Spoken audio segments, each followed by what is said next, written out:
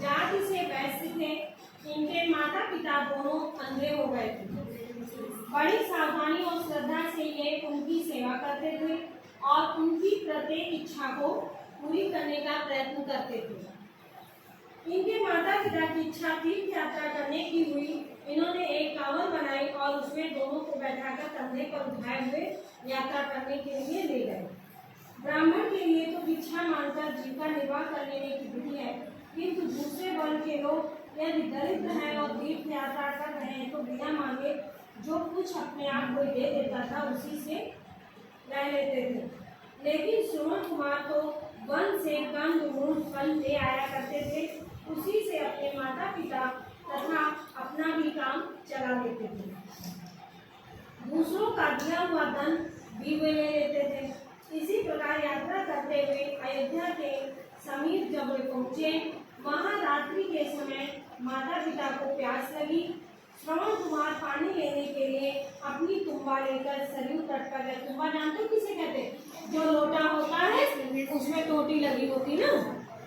जब तक पूरी सावधानी से धन की रक्षा करता है, धन उसे समस्त विपत्ति से बचा लेता है, किंतु जब प्रमादवश धन की मर्यादा का ध्यान नहीं रखा जाता है तब कोई भूल अवश्य हो जाती है।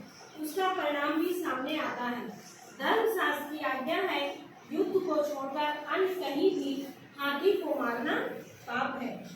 दूसरे में यह भी मर्यादा है कि बिना पूरा निश्चय किए और केवल अनुमान करके कहीं कोई अस्त्र न चलाया जाए।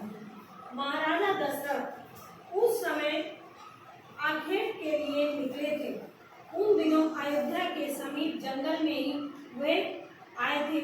श्रवण कुमार ने जब पानी में अपनी तुम्बा डुबाई, तो उन्होंने पानी में वो अपना मटकी डुबाई, उसमें आवाज हुई। क्या हुई?